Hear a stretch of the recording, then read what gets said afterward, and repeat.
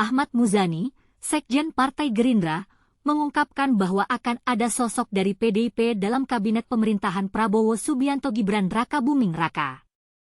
Hal ini seperti mengkonfirmasi pilihan politik zero enemy yang kerap dilontarkan Prabowo. Menurut Direktur Eksekutif Parameter Politik Indonesia, PPI, Adi Prayitno, mazhab Prabowo itu zero enemy.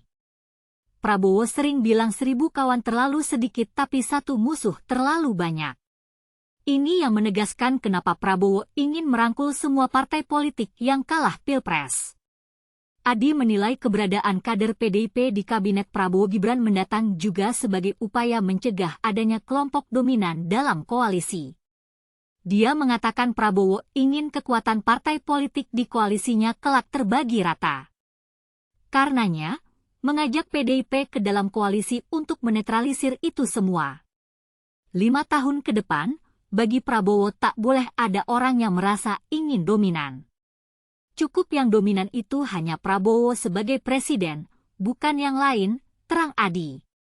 Menurut Adi, bergabungnya PDIP ke pemerintahan Prabowo mendatang juga bisa dimaknai upaya Prabowo menghilangkan dominasi Joko Widodo, Jokowi, yang kental selama 1 dekade terakhir. Bisa juga ditafsirkan masuknya PDIP ke dalam koalisi sebagai upaya untuk mengurangi pengaruh dan dominasi Jokowi di masa mendatang. Dengan adanya PDIP di dalam pemerintahan tentu kekuatan-kekuatan politik yang ada bisa seimbang.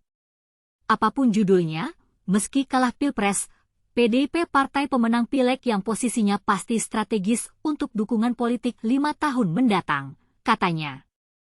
Lalu, bergabungnya PDIP ke kabinet Prabowo Gibran apa akan menimbulkan gejolak di Partai Koalisi Indonesia Maju, Kim? Adi menilai riak-riak kecil itu tidak bisa dicegah mengingat PDIP dan sejumlah partai yang berseberangan di Pilpres lalu tidak berkeringat dalam memenangkan Prabowo.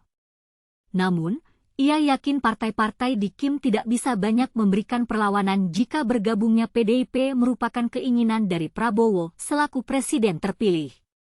Secara alamiah Partai Kim pasti sangat tak happy dengan masuknya partai-partai yang kalah Pilpres ke koalisi. Bukan hanya PDIP, tapi PKS, PKB, dan Nasdem juga. Karena Kim tak mau berbagi kemewahan dengan partai yang kalah. Tapi Partai Kim tak bisa berbuat apapun jika Prabowo berkehendak metangkul PDIP, PKS, PKB, dan Nasdem, jelas Adi. Ahmad Muzani, Sekjen Partai Gerindra, merespons peluang kader PDIP berada di kabinet Prabowo Subianto. Muzani menyebut bakal ada sosok dari PDIP di kabinet mendatang. Tunggu. Insya Allah ada, kata Muzani di Kompleks Parlemen, Senayan, Jakarta Pusat, Rabu 9 Oktober. Muzani menjawab soal isu 3 nama kader PDIP berada di kabinet Prabowo. Muzani mengatakan nomenklatur Kementerian Prabowo tengah diatur. Ia mengatakan sejumlah kandidat calon menteri juga sudah dipanggil oleh Prabowo. Orang dan nomenklatur sudah mulai disusun dan bahkan sudah mulai ada yang dipanggil, ujar Muzani. Muzani mengatakan ada menteri di zaman Presiden Jokowi yang kembali menjabat di pemerintahan yang akan datang. Ia mengatakan sosok menteri yang memiliki kinerja baik pasti akan diamanahkan kembali. Setahu saya ada, menteri era Jokowi. Kan Pak Prabowo sudah ngomong bahwa nama-nama dari kabinet Pak Jokowi, yang bagus-bagus akan juga dipakai untuk membantu beliau. Jadi ya nama-nama yang dianggap bagus dan masih cukup fit dipakai, imbuhnya. Pertanyaan yang muncul adalah, apakah PDIP akan dapat membantu Prabowo menghilangkan dominasi Jokowi di masa mendatang?